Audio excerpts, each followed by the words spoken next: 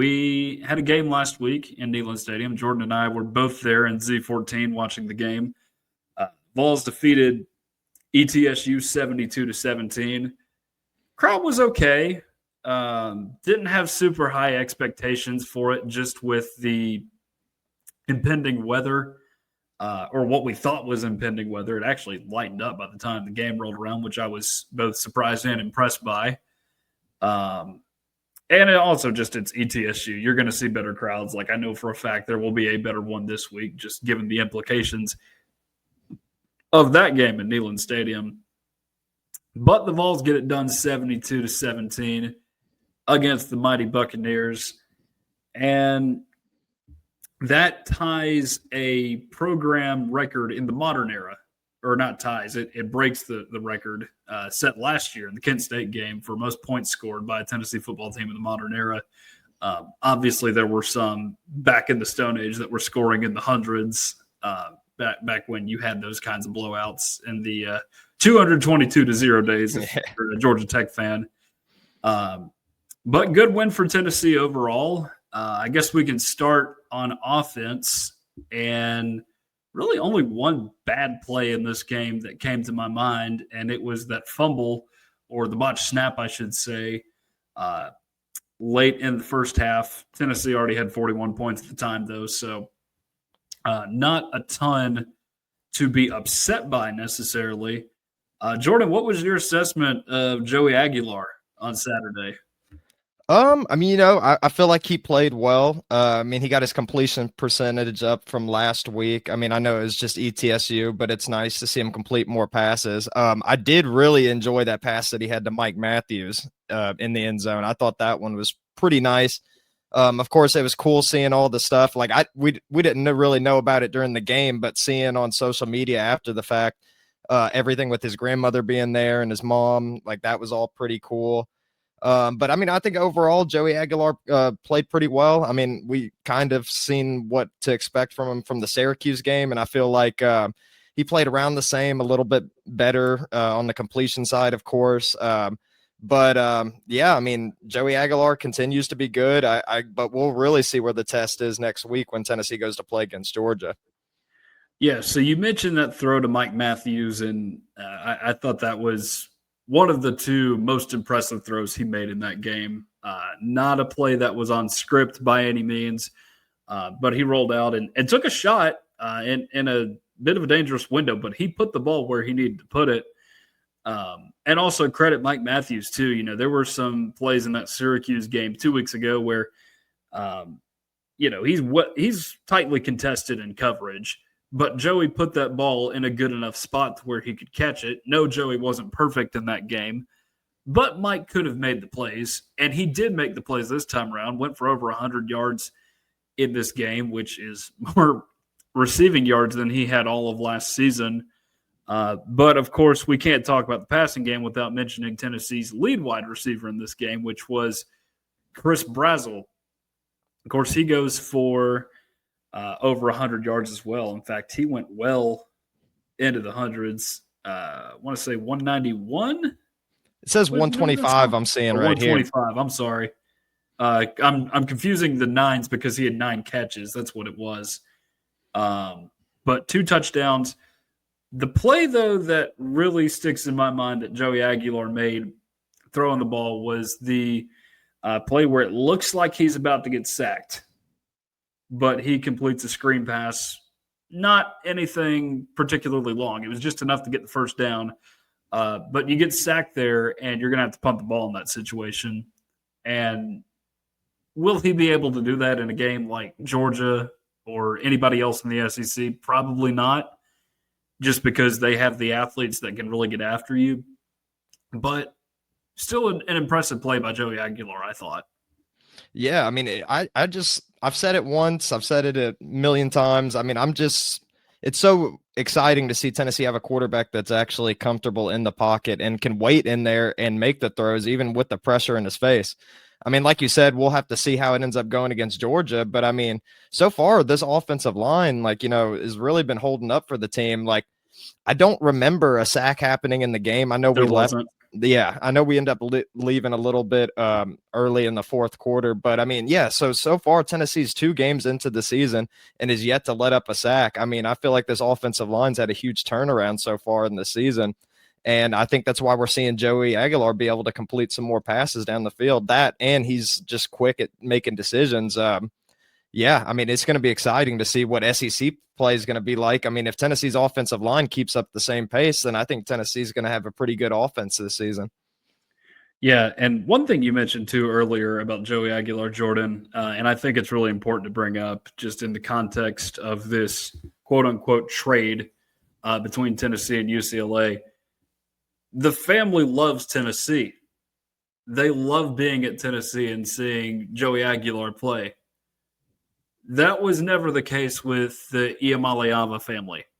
There was always just this resentment toward the fan base and ultimately the program in the end. So that's something that I think is very important to recognize. And you mentioned it with the social media piece as well.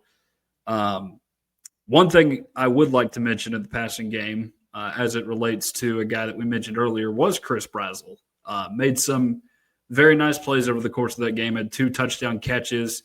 Kind of seems like the whole situation in the offseason, just with the arrest and getting a new quarterback and having to work his way back into the lineup after some injuries sidelined him for a little bit, seems to have lit a little bit of a fire under him. We'll see how that continues into SEC play, but so far I'm very impressed by what I've seen out of Chris Brazel, especially last week. So we'll see if he can keep it up, but I believe he is over halfway to his total for receiving yards from last season, which I believe is 333, has 187 at the moment. So could get there pretty soon.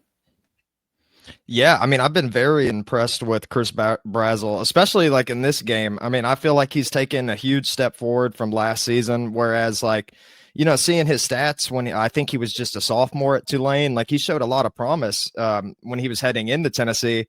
And I felt like last season was a little bit of a disappointment for him. But then again, like the whole passing offense wasn't as it was going to be expected.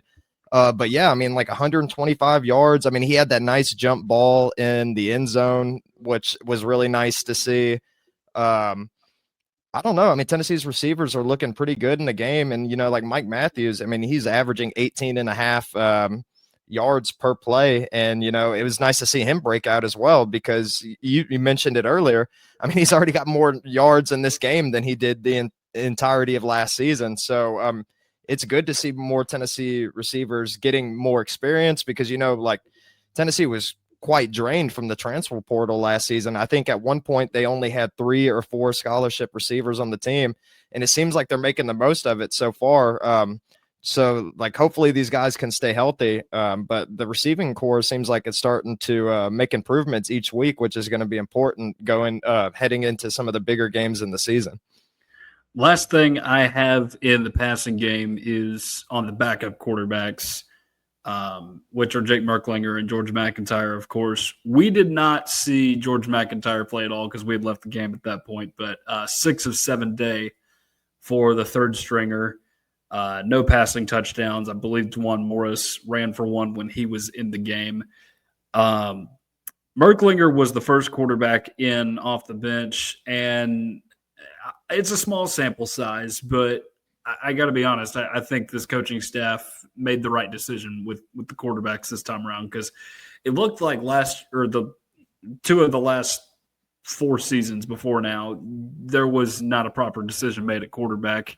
I don't know if that's the case with Joe or Nico. We know for sure it happened with Hendon and Joe back in 2021, but Nico clearly wasn't ready in 23, so I guess that's only 1.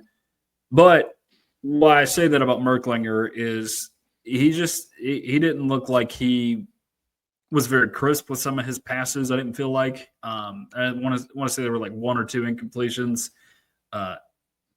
immediately as he got in there, one of which was honestly fortunate not to be intercepted in that first possession. But he threw 1 ball to Chris Brazel, long pass, and it it was more about Brazel making a play than Merklinger making a good throw, because Brazel had to come way back to that ball. And if that ball is thrown on target, that's a touchdown for Chris Brazel, which, of course, he did hit him for a touchdown pass one play later. But that and then the other touchdown pass was like a wheel route to Jack Van Dorselaer. So overall, I think this quarterback decision that the staff made was a proper one this year.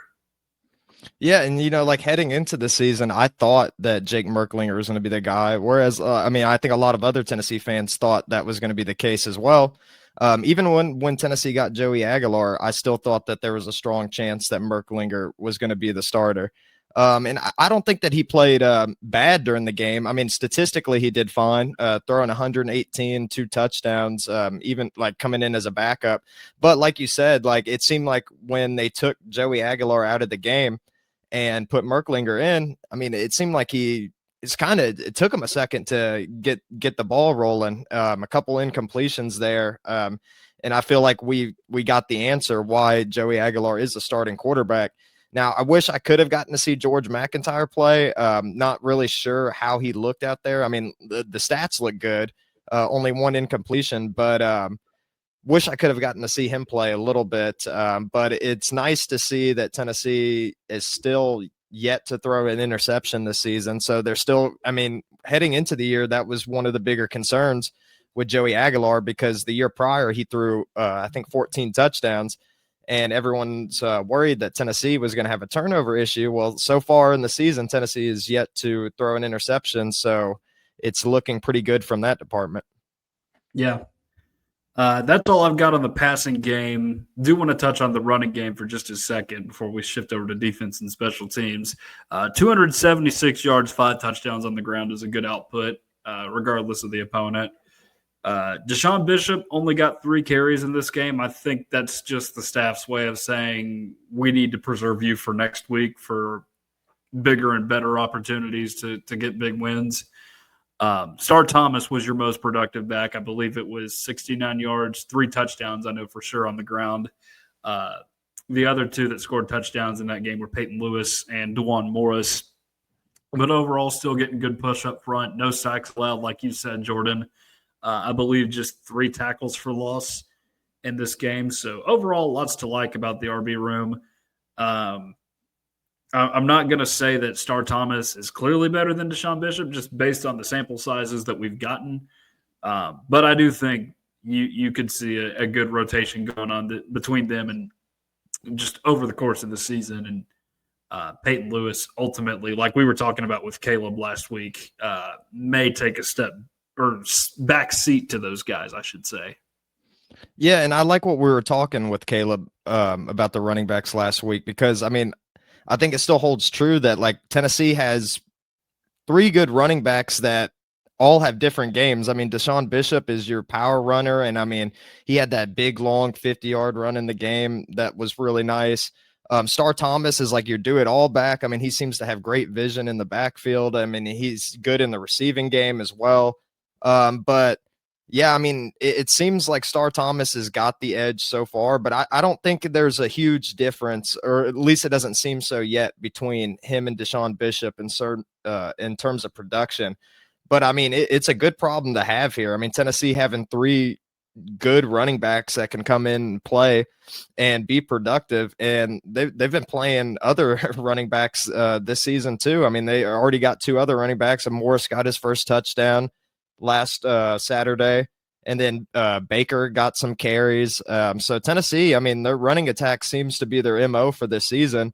And I mean, I think it's a good thing. I mean, like I was mentioning earlier, I mean, no interceptions for the season. And if Tennessee can keep being productive in the run game, and as long as they're not fumbling the football, I mean, I think Tennessee's going to really excel on offense this season. And, a lot of people thought going into this year, Tennessee was going to have a down year on offensive side. I mean, because they lost so much production. But I mean, so far it seems like Josh Heupel just never misses a beat with these offenses, and just hopefully it continues going into the season. And then, I mean, I think Tennessee could make some shocking wins this year if they keep it up. So that's all I've got on the offense. Overall, good day, 72 points, and That of course takes the program record in the modern era for points in a single game. Moving over to defense and special teams, don't have too much here.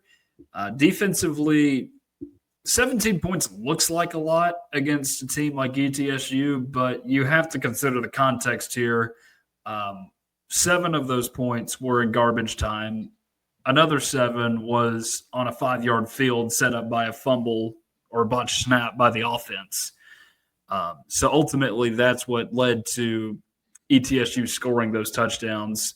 It is just Tennessee being a little bit lax late in the game. So overall, not a ton to complain about. 3 sacks and 7 TFLs, I believe, is what Tennessee finished with on that side. Tyree West, Josh Josephs, and true freshman Charles House out of North Carolina, all getting those sacks for Tennessee. No turnovers forced in this game. Not that you needed them. If you are into PFF grades, Jordan Ross was your highest graded player on PFF. Ty Redmond, highest graded freshman on PFF this week. He's been very impressive in the absence of Ricky Gibson and Jermon McCoy. Yeah, I mean, I think Tennessee's defense ultimately played pretty well. I will say there was a little bit of concerning passes that were completed downfield earlier in the game. But I think Tennessee's defense, like you said, I mean, the points that they did give up, I mean, it wasn't as bad as it seemed on paper, considering that they were set up in good field position that first time. But yeah, I mean, Josh Joseph's playing well. I mean, it's nice to see him getting active out there because, I mean, going into the season, I thought he was going to be Tennessee's best defensive player.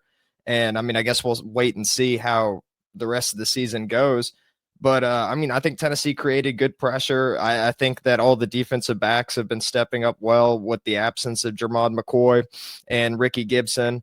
And, I mean, it was just ETSU. So, I mean, we don't really know how well they were really playing considering, it's an FCS opponent. But, I mean, I think Tennessee's defense has been doing pretty well, and they only let up 167 passing yards and only allowed 49 rushing yards. And, I mean, if you can do that each and every game, I mean, you're going to win almost every football game you play. Yeah, generally you keep anybody in the 200-yard range, you're going to win. That's just how it is. So Tennessee did just that in this game. But I don't have too much more on the defense. Overall, it was a good week. Just not a week to cause a lot of stress for them on defense. Do want to mention 1 or 2 small things on special teams. Max Gilbert's 53-yard field goal make was impressive, so good for him for doing that. And then number 2, a certain someone returning punts that we have been a little bit critical of lately. And he did a great job in this game. Boo Carter did a great job returning punts. I'm not going to be critical of him tonight, but I do want to say this because obviously he is still rusty on defense. He looked better this week, though. I want to say there was a TFL, maybe 1.5 from him, but of course ETSU is not going to have the athletes to outrun a guy like that. But I just wonder at what point you shift him over to punt returner and you just sit down with him and his mom and say, look, your kid's got a great future here. Why can't we make this work? Why are we having all these behavior problems? I'm sure that's a terrible way of putting it, but you got to find a way to straighten this thing out because this is obviously a great talent that you have in your program. There's potential there. You'd like to be able to use him. It would be a shame to see him go, but if this is going to continue to cause problems in the locker room, then you got to do its best ultimately and let him go. So I feel like this is a time to really just try and get him back in that role in punt returner because he was good on multiple occasions on Saturday at punt returner. They didn't use him on the last Saturday for the Syracuse game. And I'm not going to say it hurt Tennessee necessarily just because Tennessee was good on offense in that game, but it could have been a help. It absolutely could have been a help against Syracuse. And, when you need a big play from a guy on special teams, you can depend on Boo Carter to do that for you. Yeah, I mean, I feel like it's clear at this point that the best aspect of his game is special teams. Like before all the off the field drama came up this season, I had expectations that he was going to be one of the best defensive players on the team. I mean, him, Josh Josephs, I was a believer in Colton Hood for a while now. But I really thought Boo Carter was going to take a next level on defense this year, and he did step up. Like you said, I think he had a couple of tackles in the game, which I don't remember him having one in the Syracuse game, or if he did, it was only one. So it's good to see him getting a little bit more active on defense. But I mean, with how Tennessee secondary has been stepping up without Jermod McCoy and without Ricky Gibson, I mean, I don't know if Boo Carter is currently a top 4 defensive back on Tennessee secondary right now. And I think his best asset is special teams. And I think I saw, let me pull it up here. Yeah, he had 94 yards from punt returns during the game.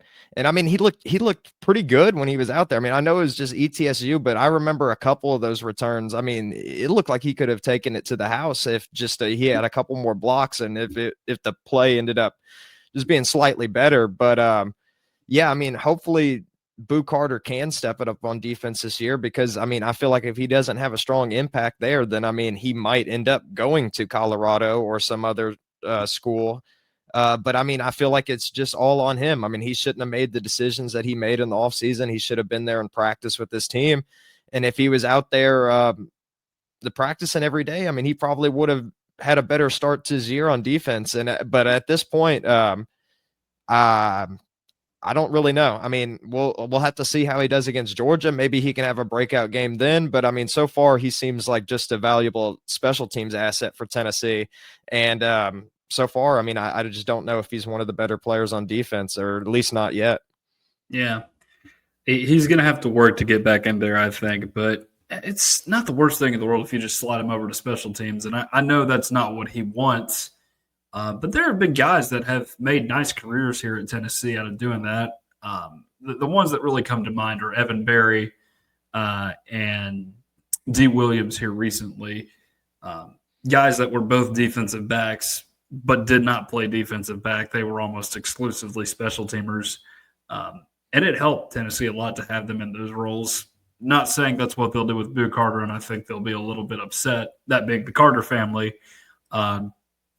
if they were to move him away from defense or offensive opportunities that could potentially be open to him.